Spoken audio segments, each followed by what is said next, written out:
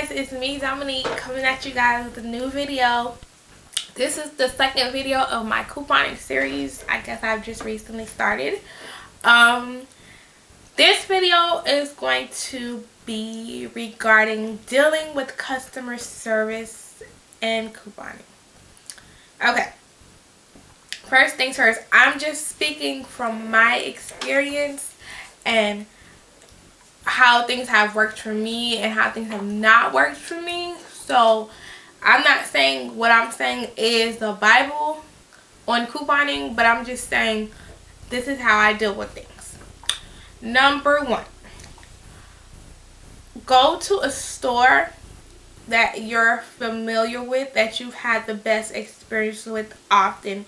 Build a relationship with cashiers and managers. Now, I am still building relationships with cashiers in my area and managers. I tend to go to the same stores that I would go to even before couponing, so my face is familiar, and now my face is even more familiar with couponing. That's the number one tip: build a relationship with cashiers and managers. Because when you build a relationship, you become more trustworthy and you're less inclined to be put in a box with people who do couponing for other things, or people who try to commit fraud with couponing versus someone who's just trying to save money. That's the first thing. Second thing, this works for me. I ain't gonna say this don't work for everybody, but this works for me. I find that I have better experiences when I look less frumpy. This is not my like glammed up look, but you know, I have on a little makeup and stuff. I plan on running other errands, but I do plan on going to stores looking for deals.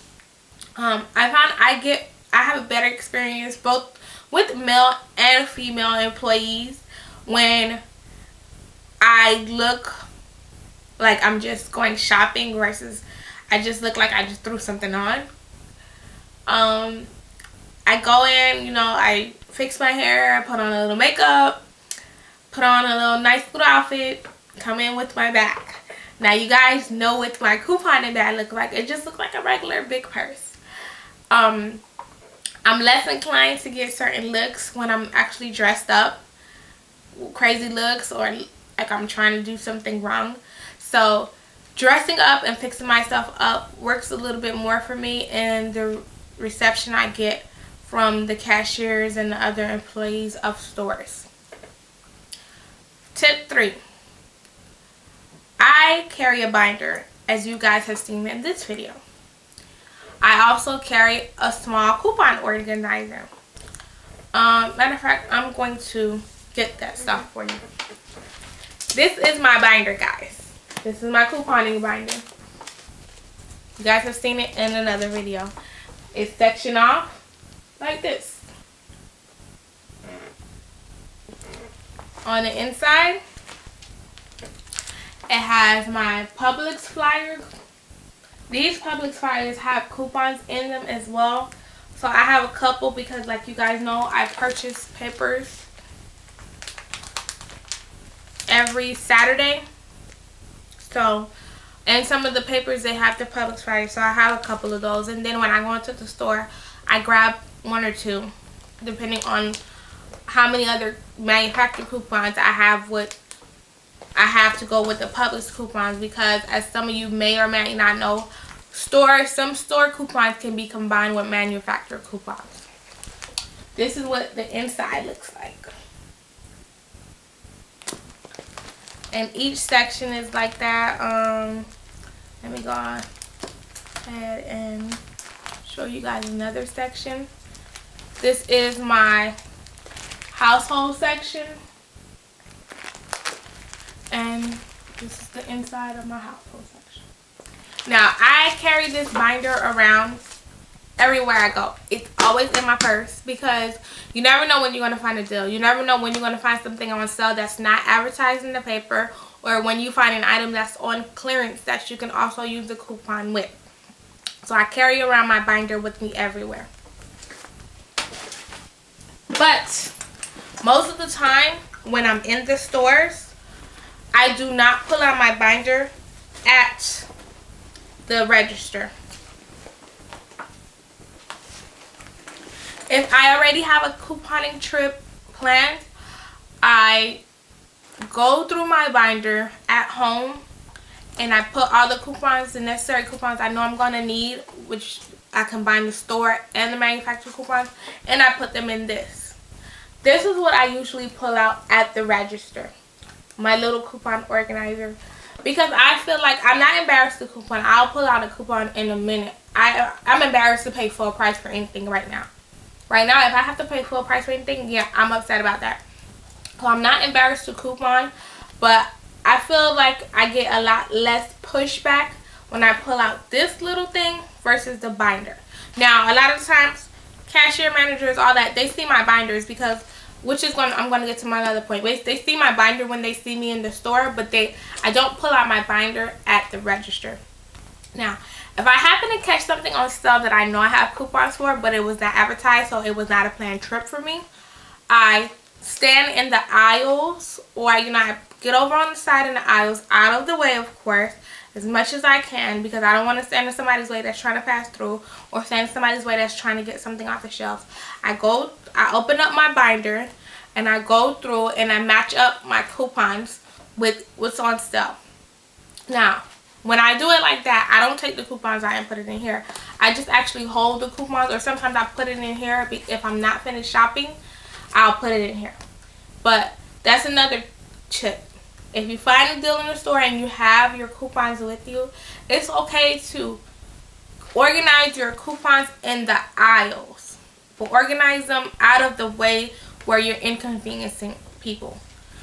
Which brings me to my next point.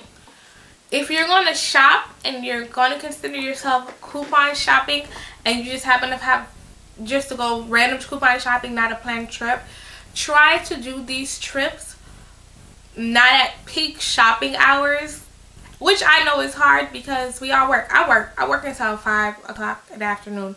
So if sometimes when I do go couponing, it's like after work when everybody else is in the store. So it's hard not to do it then, but I try not to do my random, let me find a deal couponing. Then I try to do it. I got a plan. I'm going in there with my plan. My coupon's ready. Deal at that hour. Saturdays, oh my God. Saturdays, that's definitely peak hours. So it's definitely, those are definitely the days where you want to have a planned trip. But like today, I'm going to run a couple of errands. So I'm going to stop by a couple of stores and try to see what I can do as far as couponing is concerned. It's about 12 o'clock. It's lunchtime, but it's not a peak hour. It's like still midday, you know. Most people are at work at this time except me because I'm off right now. So it's less people in the store. It's less aggravation. It's less nosiness. So that'll be the peak hour. Now, I think this is going to be my last tip.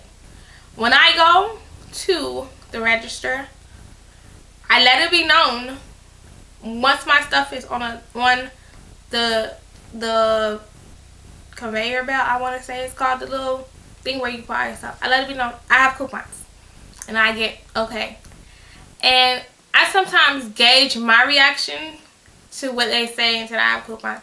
Some of the times I get attitude, I get eye rolled, and I just try to kill them with kindness. When I get the attitude, when I get the eye roll, I just said, I have coupons, okay? And then like, I get, okay. And I get, okay.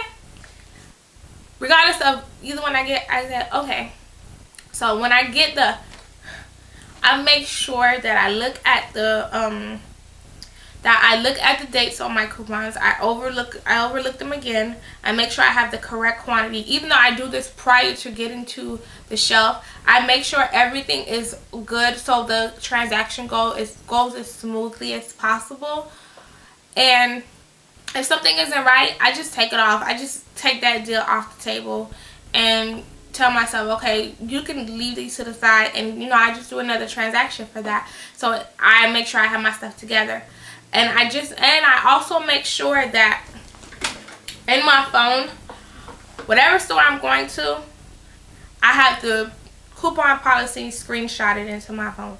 If it's not screenshot, I always Google a company's coupon policy before I get to the register, because sometimes you have store cashiers that don't know the company's couponing policy. You even have some managers that don't know the couponing policy. So you just have to make sure that you have the couponing policy on you.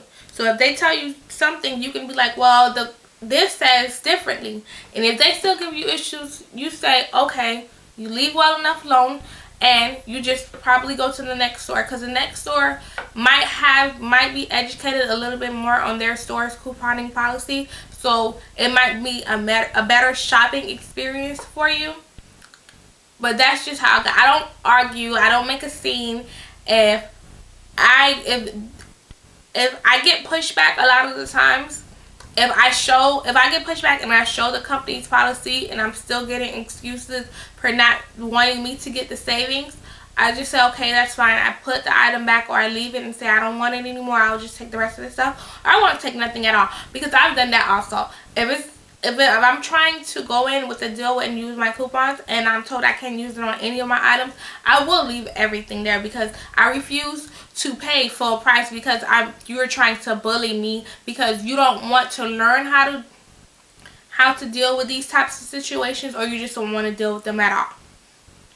But yeah, that's basically my tips for couponing, my random tips. If you have any questions, comments, and concerns, you can go ahead and leave them below.